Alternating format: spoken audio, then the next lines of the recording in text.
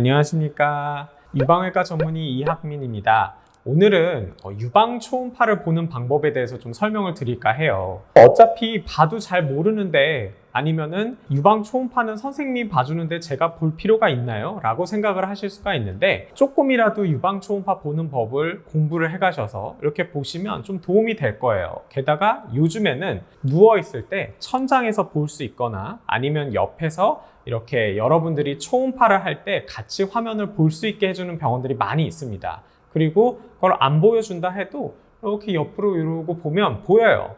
그냥 껌껌한 방 안에 이렇게 눈 감고 누워있지 마시고 초음파 선생님이 보실 때 같이 한번 유심히 보세요. 그러면 조금이라도 알고 가면 보입니다. 게다가 제가 1년에 한두 분 정도는 저한테 오셔서 정말 말도 안 되는 것 같고 맘모톰하자 그랬는데 이거 해야 돼요? 하고 오시는 분들이 있어요. 근데 그거를 조금 알고 가시면 누가 말도 안 되는 것 같고 맘모톰을 하자 그런다 그러면 저건 내가 봤을 땐 괜찮아 보이는데 하고 또 다른 의사한테 가서 물어볼 수도 있고 그런 기회가 생기는 건데, 전혀 모르고 가면 맘모톰 하자 그런다 그러면 그런가 보다 하고 그냥 할 수도 있잖아요. 그러니까 가급적이면 이 영상을 좀 보시고, 물론 처음 보면 아무것도 모릅니다. 하지만 그래도 조금 공부를 해갖고 보시면 눈에 들어올 수도 있으니까 그런 의미에서 한번 이 영상을 보시기 바랍니다. 자, 이제 우선 그러면 정상적인 아무것도 없는 구조를 좀 알아야 되잖아요. 그래서 정상 구조의 유방 초음파를 좀 알려드릴게요. 옆에 사진을 보시면 제일 위에 하얗게 두껍게 보이는 부분이 있으실 거예요. 그게 바로 피부입니다. 피부가 보이는 거고, 그 아래 까만색으로 이렇게 보이는 부분이 있는데 그거는 지방 조직이고요. 그 지방 조직 아래에 있는 두껍게 보이는 이 하얀 조직이 바로 유선 조직입니다. 그래서 유방에 혹이 생기거나 어떤 게 생기면 이 유선 조직 안에 생기는 거라고 보시면 되고요.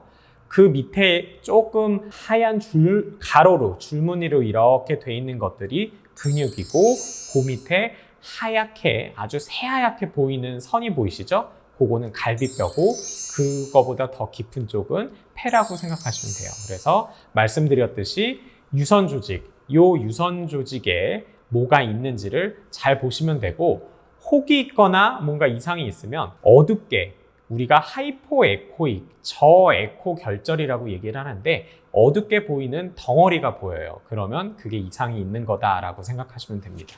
자, 그러면 유방 초음파를 했는데 혹이 있을 때 이게 괜찮은지 안 괜찮은지를 어떻게 아나요? 했을 때 기본적으로 가장 중요한 거는 모양이 중요합니다.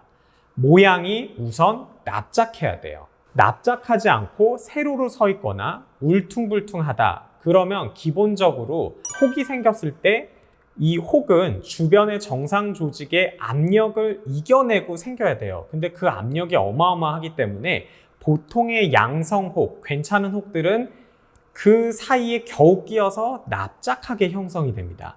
근데 암 같은 경우는 주변 정상 조직을 침윤하는 식으로 하기 때문에 세로로 서 있거나 아니면 울퉁불퉁하거나 삐죽삐죽한 모양으로 생기게 돼요. 그래서 기본적으로 납작한 애들은 괜찮을 가능성이 상당히 높아요. 그리고 경계가 둥글둥글하고 명확할수록 괜찮은 혹입니다.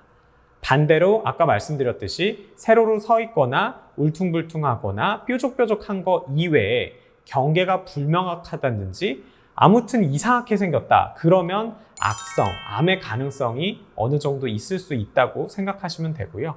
특히 안쪽에 하얗게 석회가 있다든지 아니면은 석회 때문에 그림자가 지는 혹이 있다 그러면 그것도 악성의 가능성이 있는 혹이라고 보시면 됩니다. 그래서 제가 이제 사진을 같이 보여드렸어요. 그리고 더 자세한 사진은 추후에 또 제가 많이 보여드리긴 할 텐데, 이런 식으로 좀 납작하고 둥글둥글하고 예쁘게 생긴 혹은 괜찮은 거구나 이렇게 안심을 하시면서 보실 수 있고, 또 만약에 혹이 있는데 이상하게 생기고 울퉁불퉁하고 좀 뾰족뾰족하고 그렇다 그러면 악성의 가능성이 좀 있구나. 그때는 좀 가슴이 좀 두근두근 걱정이 되시겠지만 좀 어느 정도 그걸 아실 수 있으실 거예요.